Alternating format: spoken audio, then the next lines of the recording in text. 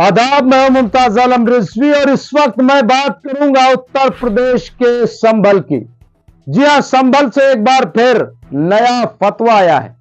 यह फतवा किसी मौलवी की तरफ से नहीं दिया गया, बल्कि ये वहां का जो एडमिनिस्ट्रेशन है उसकी तरफ से दिया गया। मैं क्यों कह रहा हूं फतवा? क्योंकि जिस तरह से फरमान जारी किया जा रहा है, लॉ एंड ऑर्डर की बजाय सियासत की जा रही है, वो काबिल तवज्जो है। अब वहां के जो अनूप चौधरी हैं, वहां का जो एडमिनिस्ट्रेशन है, वो कह रहा है कि ना तो ईद की नमाज सड़क पर पढ़ी जाएगी और ना तो छत पर पढ़ी जाएगी, बल्कि ईदगाह और मस्जिदों में नमाज अदा की जाएगी।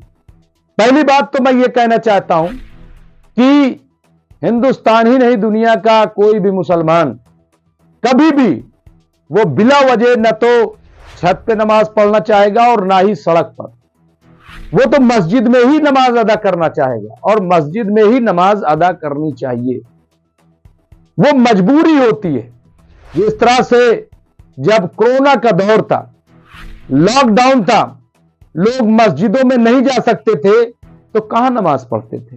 अपने घरों में पढ़ते थे, छतों पे पढ़ते थे। मजबूरी थी ना। मंदिर भी बनते, चर्च भी बनते, गुरुद्वारे भी बनते, मस्जिदें भी बनती, दुकानें भी बनती, सब कुछ बनता। बाजार में लोग भी नहीं जाते थे, ऑनलाइन सारा काम हो रहा था। तो मजबूरी में लोग करते हैं। अगर मस्जिद में जगह होगी तो लोग क्यों अपनी छतों पे पढ़ेंगे? नहीं पढ़ेंगे, पढ़ना भी नहीं चाहिए। और सड़क पर तो बिल्कुल नहीं पढ़ना चाहिए, चाहे जगह हो या ना हो, क्योंकि आप दूसरों का रास्ता रोक करके आप अपनी नमाज अदा करें और बगैर इजाजत के। और खास तौर से अगर जिला इंतजामिया सरकार की तरफ से कोई ऐसा ऑर्डर आया है, तब तो बिल्कुल ये जायज नहीं है। लेकिन छत पर, और छत पर भी कई जगह पे, मैं अगर बात करूं यहां शाही जामा मस्जिद दिल्ली की, तो यहां पे मस्जिद बहुत बड़ी है, लेकिन बहुत दूर दराज से लोग शाही जामा मस्जिद में नमाज अदा करने के लिए आते हैं। यहां पे जमात के साथ नमाज होती है। तो यहां पे हम देखते हैं कि लोग अपने अपने घरों में, जहां बीच में घर पड़ता है, क्योंकि बहुत लंबी लाइन लगती है, बहुत भीड़ होती है, तो जहां बीच में घर पड़ता है तो वहां के लोग छत पे नमाज पढ़ लेते हैं। इसमें कोई दुश्वारी भी नहीं, इसमें कोई कबाहत भी नहीं है। तो संभल में सबसे पहली चीज, अभी अनूप चौधरी का एक बयान आया कि साहब सेवई हम खाएंगे, लेकिन आपको गुजिया भी खानी पड़ेगी। अरे भाई, आप नेतागिरी कर रहे हो, आप कर क्या रहे हो? आपका काम क्या ये है क्या कि ये बताना कि कौन गुजिया खाएगा, कौन सेवई खाएगा, कौन क्या खाएगा, कौन क्या नहीं खाएगा? ये आपका काम तो है नहीं। आपका काम क्या है कि लॉ एंड ऑर्डर कैसे मेंटेन रहे। आपने वर्दी पहनी है हालात को बेहतर बनाने के लिए, लेकिन आप जो है बयान पे बयान दिए जा रहे हो। अगर ये बात कहे भी तो डीएम कह दे चलिए, और डीएम भी नहीं कह सकता ये बात कि साहब आपको सेवई खानी है, आपको गुजिया खानी है। एक नया माहौल, ये क्यों? क्या इससे पहले लोगों ने सेवई नहीं खाई ईद पर? क्या इससे पहले लोगों ने गुजिया नहीं खाई? अब मोदी जी जो सौगातें मोदी ईदी बांट रहे, तो अब पहले कह दिया जाता, मोदी जी कहते कि भैया पहले गुजिया खाइए, तब सौगातें मोदी होगा, ईदी दी जाएगी। जो गुजिया नहीं खाएगा उसको ईदी नहीं दी जाएगी। ये कौन सी बात हुई? अब तो लोग ये सवाल उठा रहे हैं कि आखिर मोदी जी का ये जो मुस्लिम प्रेम है, ये क्यों जाग उठा? आपने होली पर तो नहीं दिया गरीबों को। भाई, आप 32 लाख हिंदुओं को होली पे तो ऐसा कोई किट नहीं दिया, तो फिर ये मुसलमानों को क्यों दे रहे हैं? ये कौन सा प्रेम जाग रहा है? ये क्यों ऐसा हो रहा है? मैं मान रहा हूं कि ये अच्छा कदम है, ये अच्छी पहल है। भाजपा मुसलमानों को अपने साथ लाना चाहे तो इसमें कोई बुराई नहीं है। जो सियासी जमातें हैं, जो सियासी पार्टी है, उनमें एक पार्टी भाजपा भी है, सरकार में है। अगर वो ऐसा करती है तो कोई बुरी बात नहीं है, लेकिन आपकी नीयत क्या है मोदी जी? मैं भाजपा के लीडरान से पूछना चाहता हूं कि आपकी नीयत क्या है? आप ये जो अनूप चौधरी कह रहे हैं, क्या वाकई ये ठीक कह रहे हैं? क्या इस तरह से लॉ एंड ऑर्डर मेंटेन होगा? हा? और फिर आप सौगातें मोदी बांट रहे हो। लेकिन सवाल यह है कि आप वक्फ बिल पर खामोश हैं। आप एक मंत्री, अपनी कैबिनेट में मुस्लिम मंत्री नहीं ला रहे हो, उस पर आप बात नहीं कर रहे हो। इस तरह के न जाने कितने सवाल हैं, लेकिन मैं आज उस पर बात नहीं करूंगा। मैं बात सिर्फ संभल की करूंगा। मैं न सिर्फ संभल के लोगों से, मुसलमानों से, फर्जंदान तौहीद से, बल्कि पूरे मुल्क के लोगों से कहूंगा, फर्जंदान तौहीद से कहूंगा कि आप सब्र तहम्मुल का मुजाहिरा करें। और बहुत अच्छी बात है कि ऐसा मौका है कि जब आप शरीयत को भी जान पा रहे हैं, जब आप जान पा रहे हैं कि आखिर इस्लाम हमें दर्स क्या देता है, सबक क्या देता है। देखिए दीन क्या है? दीन जो है वो उसके मानी है इताअत के। दीन के क्या मानी है? दीन के मानी है शरीयत के। ये मैं लुग़वी मानी बता रहा हूं। तो इताअत यानी अल्लाह का जो हुक्म है वो आप करें। तो अल्लाह का क्या हुक्म है कि आप नमाज पढ़ें। कौन सी? जो जायज जगह हो। नाजायज जगह पे आप नमाज ना पढ़ें कहीं भी। आप देखिए अगर आप ऐसा करते हैं नमाज नहीं होगी।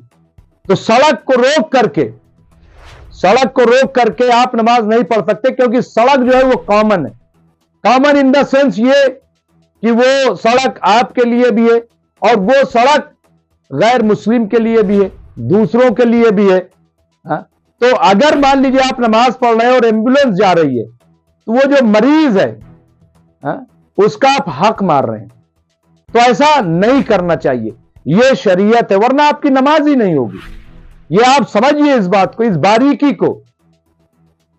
हाँ, ये बात अलग है कि हिंदुस्तान में हमेशा से इस तरह का कल्चर रहा है कि लोग जो है, अब आप देखिए शादी ब्याह भी सड़क को रोक करके हो जाता है कई जगहों पे।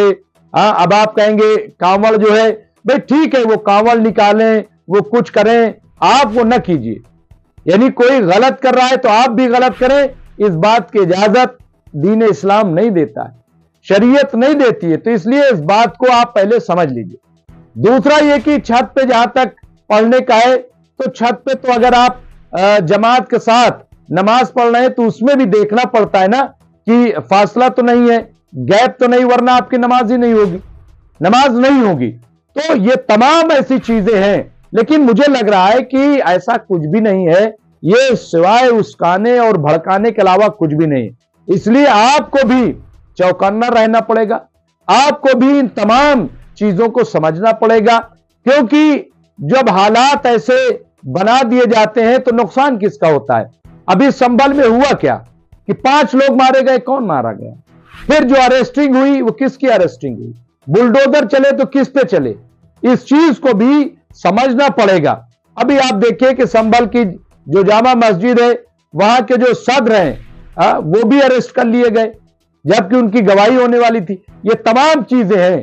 तो इसलिए मुझे लग रहा है कि ऐसी बातों को भी हमें समझते चलना चाहिए। ये बहुत जरूरी है, बहुत इंपॉर्टेंट है और ये बहुत अच्छा है। जैसे मिसाल तौर पर उत्तर प्रदेश में योगी सरकार ने कहा कि दुकान जो गोश्त की हैं उन पे साफ सफाई रखी जाए, वहां पे शीशा की दुकान जो है बनाई जाए, सब कहा गया। मैं समझता हूं कि एक अच्छा था। कौन कह रहा है ये मत जाइए, लेकिन अगर अच्छी बात है उसको अपनाइए, बहुत जरूरी है।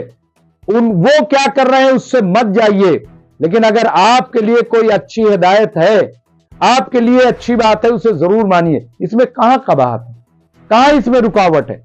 इसी तरीके से और कई ऐसे मामलात हैं। तो इसलिए ये मत सोचिए कि कौन कह रहा है, ये देखिए कि क्या ये बात सही है, जायज है। तो अगर जायज बात कोई कह रहा है उस पर आप अमल कीजिए, दूसरों के लिए क्या है उस पर आप गौर मत कीजिए।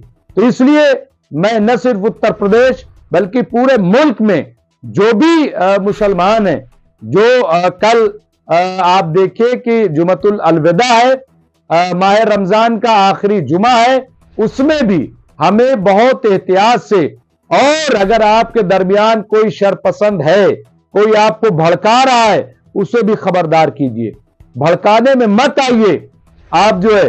और बेहतरीन तरीके से आप ये आखिरी अलविदा का जुमा अदा कीजिए और इसके बाद इंशाअल्लाह ईद की भी तैयारी कीजिए, बहुत ही पुरसुकून माहौल में, बहुत ही पुरअमन माहौल में।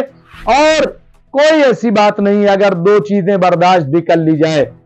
मैं कोई हवाला नहीं देना चाहता, लेकिन आप दुनिया पे जरा नजर उठा करके देख लीजिए, हर दौर में आप देख लीजिए। इसलिए मैं कह रहा हूं कि हमें किसी तरह का उलझाव जो पैदा हो रहा है उसमें नहीं पड़ना है, बल्कि हमें अपनी इबादत करनी है, हमें नमाज अदा करनी है। और इस बार मैं ये भी अपील करूंगा कि अपने बरादराने वतन को ज्यादा से ज्यादा ईदी पर इनवाइट कीजिए, उन्हें मदऊ कीजिए, उन्हें सेवई खिलाइए। और अगर वो गुजिया लेकर के आते हैं तो आप उनकी गुजिया भी खाइए और गले मिलिए। इस तरह से ईद मनाइए, ऐसी ईद इस बार मनाई जाए कि दुनिया में नजीर बन जाए। ये हमें करना है। बहुत बहुत शुक्रिया।